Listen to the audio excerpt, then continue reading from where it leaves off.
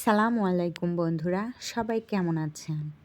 আজকে আমি আপনাদেরকে দেখাবো কিভাবে চীনা হাঁসের একদিনের বাচ্চাকে খাবার খাওয়ানো হয়। আপনারা যদি হাঁসের বাচ্চার সামনে খাবার রেখে দেন তাহলে কিন্তু একদিনের বাচ্চা ওইভাবে খেতে পারবে না, তো বাচ্চাগুলো তখন দুর্বল হয়ে যাবে। তাই আপনি অবশ্যই একটু ময়দা মাখিয়ে সেটা যে কোনো একটি ছোট্ট চিকন লাঠি নিয়ে এভাবে একটু একটু করে খাওয়াতে পারবেন।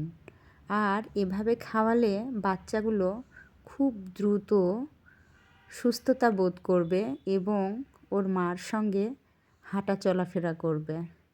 বন্ধুরা দেখুন, ওরা কিন্তু খুব সুন্দরভাবে খাবারটা খেয়ে নিচ্ছে।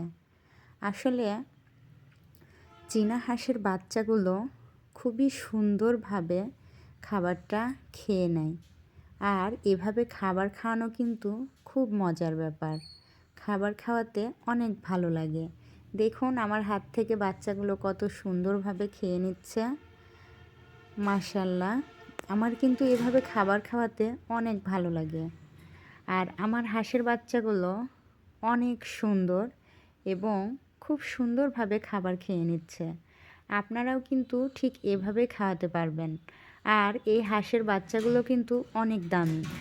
ওরা যখন হচ্ছে একদিনের বাচ্চা হয় তখনই এগুলো প্রায় 300 টাকা 200 টাকা পিস বিক্রি হয়। মাঝে মাঝে এর থেকেও বেশি দাম দিয়ে বিক্রি হয়। তাই এভাবে যত্ন নিলে একটি বাচ্চাও নষ্ট হবে না। তো বন্ধুরা, আমার মতো করে অবশ্যই বাচ্চার যত্ন নেবেন। আর আমার হাঁসের ছানাগুলো অনেক অনেক কিউট। দেখুন ওরা কিন্তু আল্লাহ তাআলার রহমতে অনেকটাই সুস্থ এবং খাবারটাও খাচ্ছে খুব দ্রুত। আর এভাবে যদি খাবার খায় তাহলে বড় হতে বেশি সময় লাগবে না।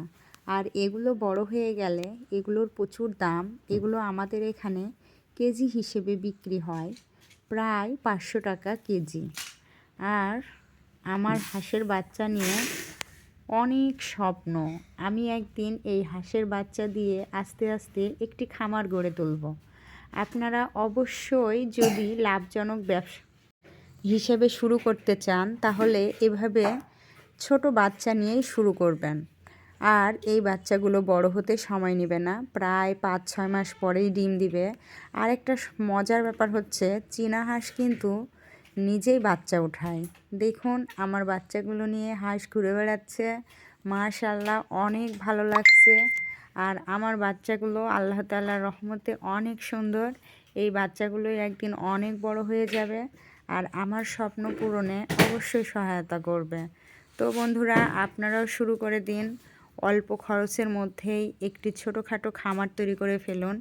আর এই খামার থেকেই একদিন সফলতা আসবেই ইনশাল্লাহ। আমরা চেষ্টা করি, অবশ্যই আল্লাহ তাআলা তার ফল দিবেন।